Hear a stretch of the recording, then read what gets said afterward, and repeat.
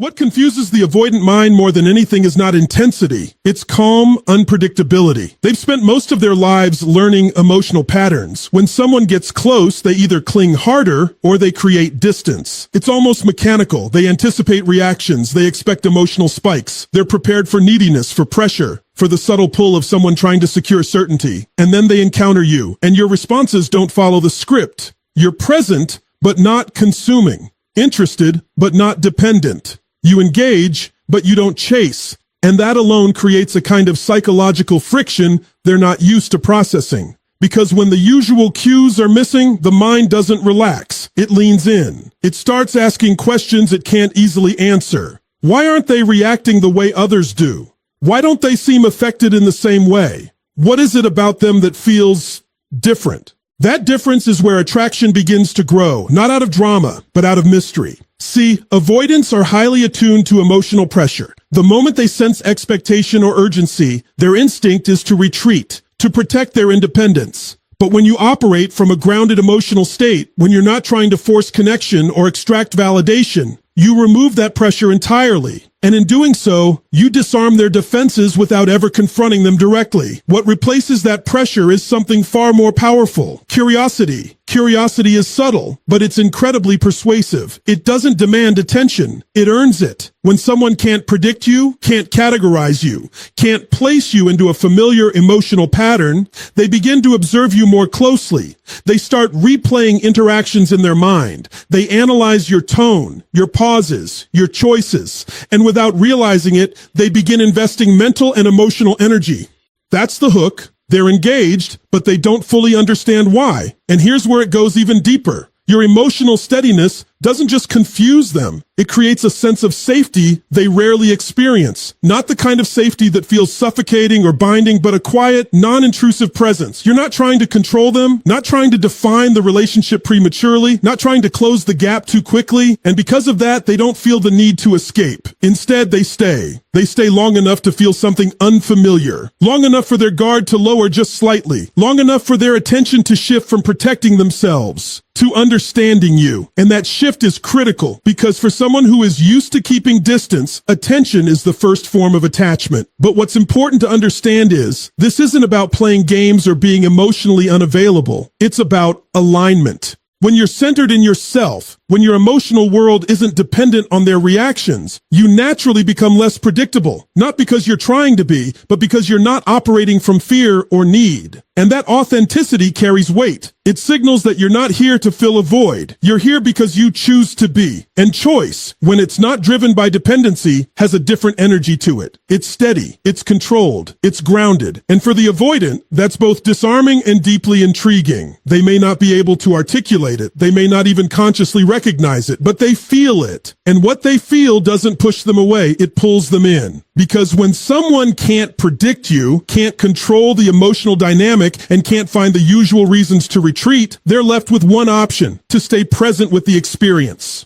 And in that presence, attachment begins, not through force, not through pressure, but through the quiet power of something they can't quite explain. And that's the paradox. What they don't understand is exactly what keeps them coming back. And once that curiosity takes hold, something else begins to register in the avoidant's mind, something even more compelling than mystery. It's the way you carry yourself emotionally. Not what you say, not what you promise, but how you regulate yourself in moments where most people lose control. Because here's what defines the avoidant experience. They are constantly scanning for emotional pressure. They are hyper-aware of shifts in tone, expectation, and dependency. And the moment they sense that someone's emotional state is tied to their behavior, they feel it as a burden, not because they don't care, but because it threatens their sense of autonomy. So when they encounter someone who doesn't hand over that control, someone who feels deeply but doesn't react impulsively, it disrupts their entire framework. You don't chase clarity. You don't escalate tension. You don't try to force emotional resolution in every uncertain moment. Instead, you respond with intention. There's a pause in you, a kind of discipline. And that discipline communicates something far more powerful than words ever could. It communicates self-possession. And to the avoidant, self-possession reads as power. Not dominance, not control over others, but control over self. The ability to experience emotion without being consumed by it. The ability to stay stay grounded when things are unclear. That's rare. And anything rare immediately becomes valuable in the mind of someone who is used to predictable emotional volatility. Think about what they're accustomed to. People reacting quickly, expressing urgency, needing reassurance, seeking immediate validation. There's nothing inherently wrong with those behaviors, but they are familiar.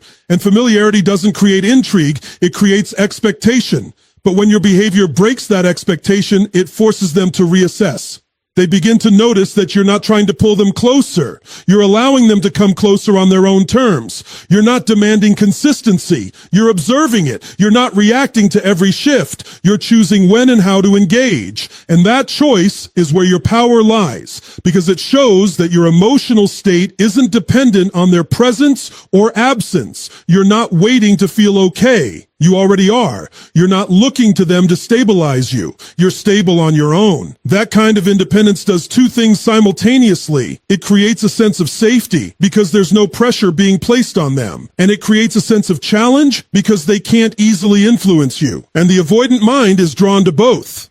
They feel safe enough to stay, but uncertain enough to become invested. They start to wonder what it would take to affect you more deeply, to be the one who breaks through that calm exterior. And without realizing it, they begin to move towards you. Not because you pulled them in, but because your presence invited them to step forward. There's a subtle shift that happens here. Respect begins to form. And respect in this dynamic is often the precursor to attraction. Because when someone recognizes that you're not easily shaken, not easily influenced, not easily defined, they start to see you differently. You're no longer just another emotional experience. You become someone they have to understand, someone they have to meet at a higher level. But this only works when it's genuine. You can't perform self-control. You can't fake emotional stability for long. It has to come from a place of internal alignment, where your reactions are guided by awareness, not impulse. And when that alignment is real, it becomes undeniable. They may not say it out loud. They may not even fully understand it themselves, but they feel the difference. They feel that you're not trying to manage them.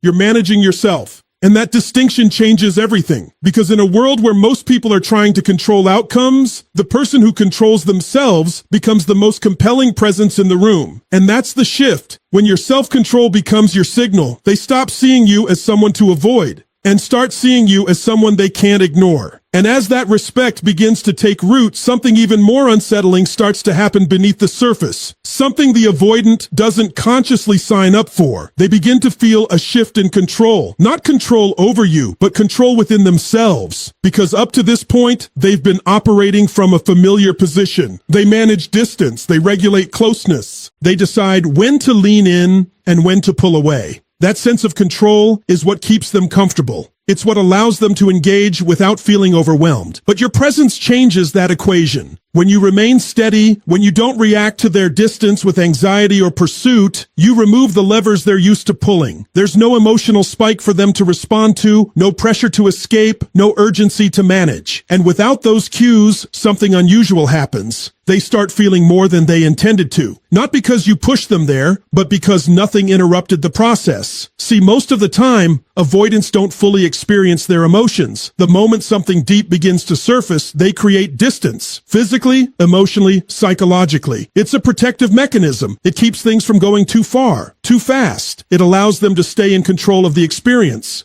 But when you don't chase, don't collapse, don't react in ways that justify their withdrawal, you quietly remove their exit strategy, and now they're left alone with the very thing they've spent years avoiding, their own emotional depth. At first, it's subtle.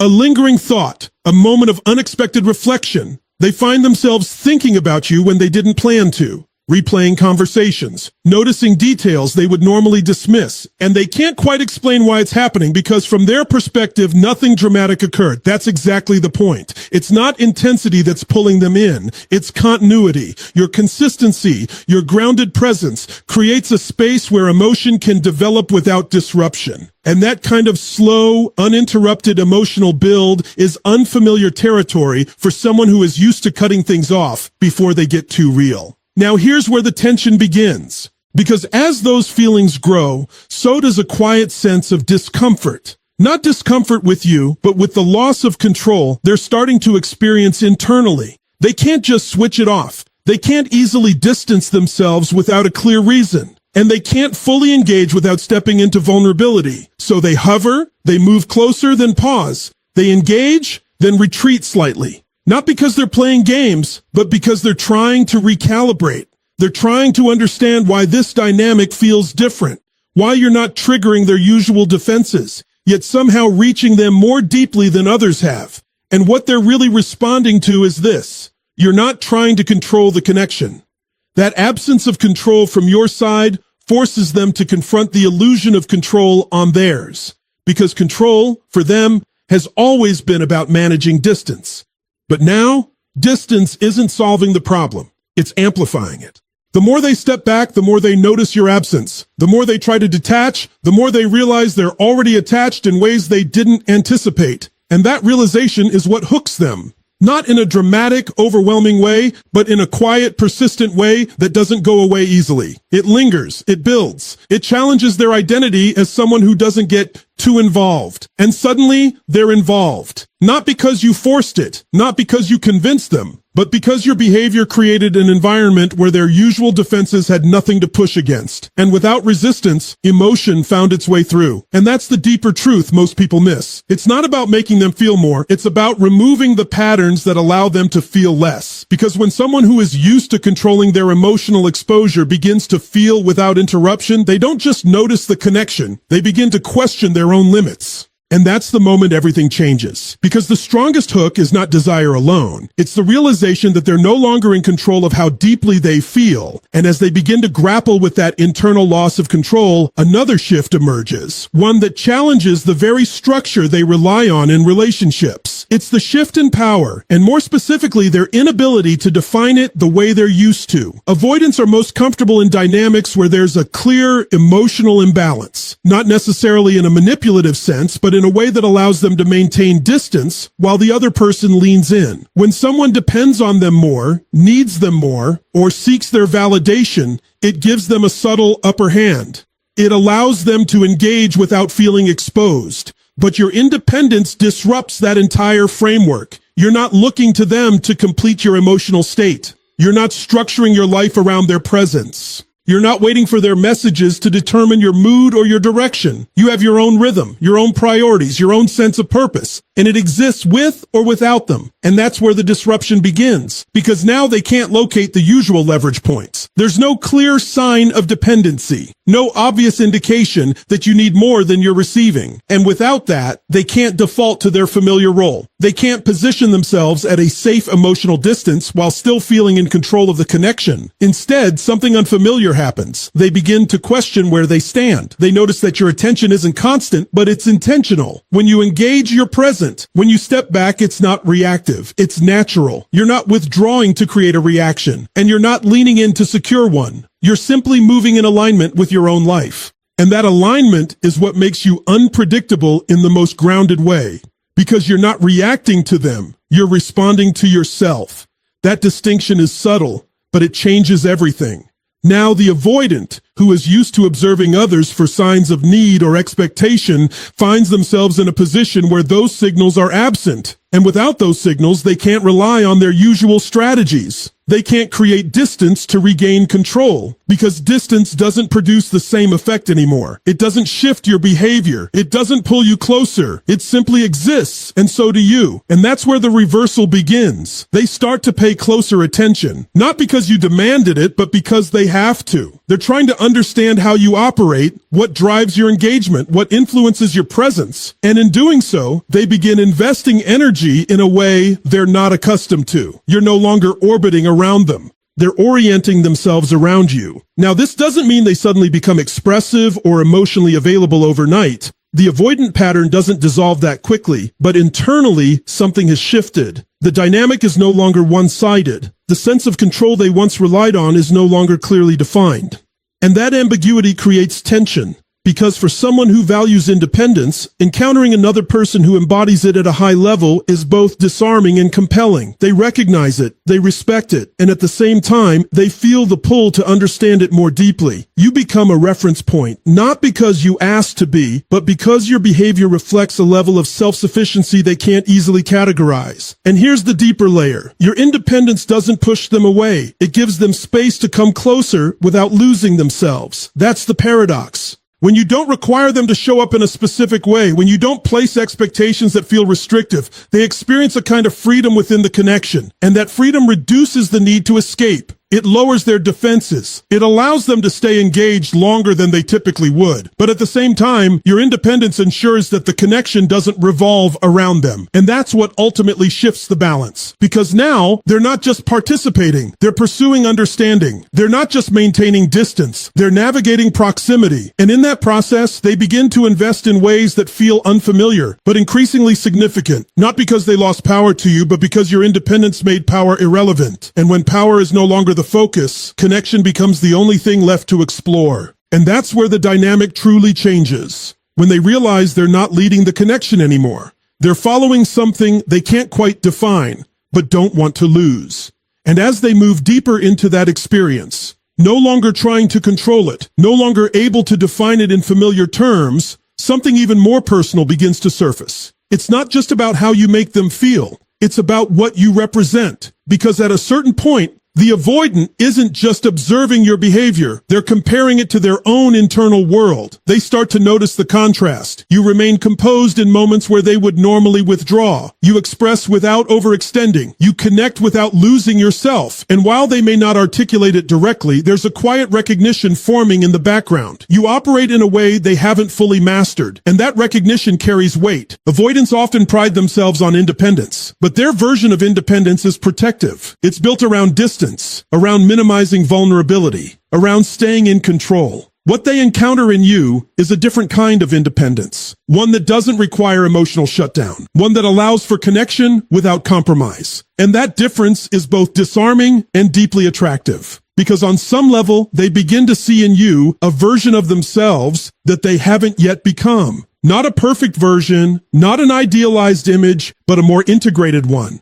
Someone who can hold emotional depth and personal stability at the same time. Someone who doesn't have to choose between closeness and autonomy. And that realization creates a subtle form of admiration. Now, admiration in this context doesn't always look obvious. It's not always expressed through words or direct acknowledgement. In fact, it often shows up indirectly, through increased attention, through a heightened awareness of your presence, through moments where they seem more engaged than usual, even if they don't fully explain why. Because what they're responding to isn't just attraction, it's alignment with something they value, but haven't fully accessed. You become a reference point for what's possible. And here's where it deepens. When someone sees in you a quality they respect but don't fully embody, it creates a natural pull toward growth, not in a forced or conscious way, but in a quiet internal shift. They start adjusting, even slightly. They become more present, more consistent, more aware of how they show up. Not because you ask them to, but because your presence sets a standard. And standards, when they're lived rather than spoken, have a unique kind of influence. You're not telling them how to behave. You're not setting rules or expectations.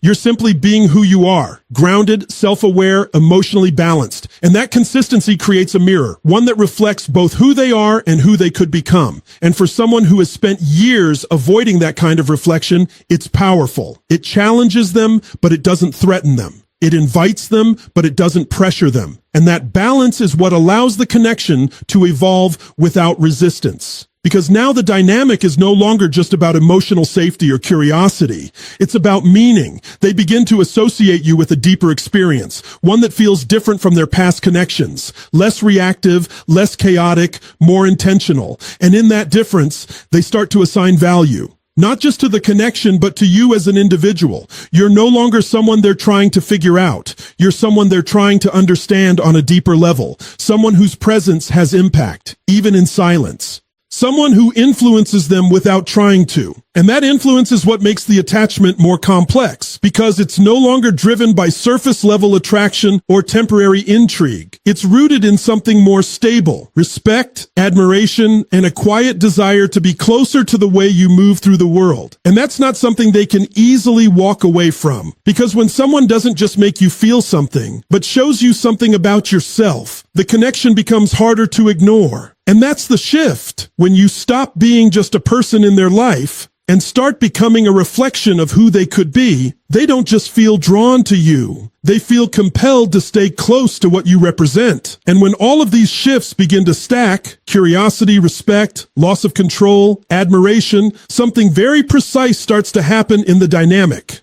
the investment begins to reverse. Not because you demanded it, not because you engineered it, but because of what you chose not to do. You stopped chasing. Now, this is often misunderstood. People hear "don't chase" and interpret it as withdrawal, silence, or playing hard to get. But that's not what's happening here. What changes is your orientation. You're no longer pursuing the person. You're grounded in your own direction. You're engaged, but you're not attached to the outcome. And that distinction is everything, because for the avoidant, pursuit has always been the signal to create distance. The more someone leans in with urgency, the more they feel the need to pull back to regain space. It's not a conscious rejection. It's a reflex, a way to maintain emotional equilibrium. But when that pressure disappears, when no one is trying to close the gap faster than it naturally unfolds, the entire system resets. There's nothing to resist.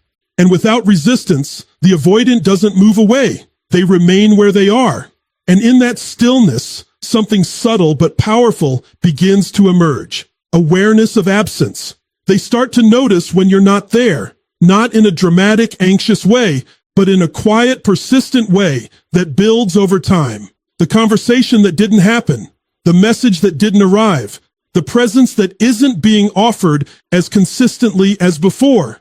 Not because you're withholding, but because you're no longer overextending. And that space does something important. It invites them to step in. Because now, if they want connection, they have to initiate it. If they want your attention, they have to move toward it. And that movement, even if it starts small, begins to shift their role in the dynamic. They go from responding to reaching. And that's where investment is born. Investment isn't created by what you give. It's created by what someone chooses to contribute. Time, attention, effort, thought. These are the building blocks of attachment. And when the avoidant begins to offer them voluntarily, without pressure, it carries a different kind of weight, because now it's coming from them. They're not reacting to your pursuit. They're acting on their own interests. They're not managing your expectations. They're following their own curiosity. And that internal motivation is far more sustainable than anything external. But here's the deeper layer. As they begin to invest, they also begin to value not just the connection, but the access to you. Because your attention is no longer constant, it's intentional. It's something they experience when there's alignment, not something that's always available regardless of behavior. And that creates a natural sense of significance around the interaction. They start to recognize that being close to you isn't automatic. It's earned through presence, through consistency, through mutual engagement. And that realization changes how they show up. They become more attentive, more responsive, more aware of the impact of their actions. Not because you ask them to change, but because the dynamic now requires participation. And participation leads to attachment, because the more someone invests, the more they associate themselves with the outcome. The more they show up, the more they care about what happens. And the more they care, the harder it becomes to detach without consequence. That's the shift. You didn't convince them to stay. You created the conditions where staying became their choice. You didn't ask for more. You allowed them to give more. And in doing so, you transformed the connection from something they could manage into something they actively experience. And once someone begins to experience a connection they helped build, it's no longer just about you. It's about what they've put into it. And people don't walk away easily from what they've invested in. So in the end, it's not about pulling them closer. It's about creating enough space for them to step forward on their own. Because the moment they choose to move toward you, without pressure, without prompting, that's the moment the dynamic truly shifts. And that's the truth most people overlook. The strongest connections are never chased. They are chosen. When you step back and look at the entire dynamic, a clear pattern begins to emerge. Nothing you've done relied on force, persuasion, or manipulation. There were no games, no strategies designed to trap someone emotionally. What created the shift was far more fundamental and far more powerful. It was the way you showed up. You brought consistency where there is usually chaos. You brought self-control where there is usually reaction. You brought independence where there is usually dependency. And without ever saying it out loud, you introduced a new standard for connection, one that doesn't rely on pressure to create closeness. And that's what changed everything, because the avoidant didn't feel pushed, they felt pulled. Not by intensity, not by demand, but by the absence of everything they're used to defending against. No pressure to perform, no urgency to define, no expectation to meet something they weren't ready for. And in that space, something rare happened. They stayed. They stayed long enough to feel, long enough to question their patterns, long enough to experience connection without the instinct to escape. And in doing so, they became part of something they didn't fully understand, but didn't want to lose. That's the paradox at the center of all of this. The more grounded you became, the more they leaned in. The less you chased, the more they invested. The more you remained aligned with yourself, the harder it became for them to walk away. Not because you changed them, but because you removed the conditions.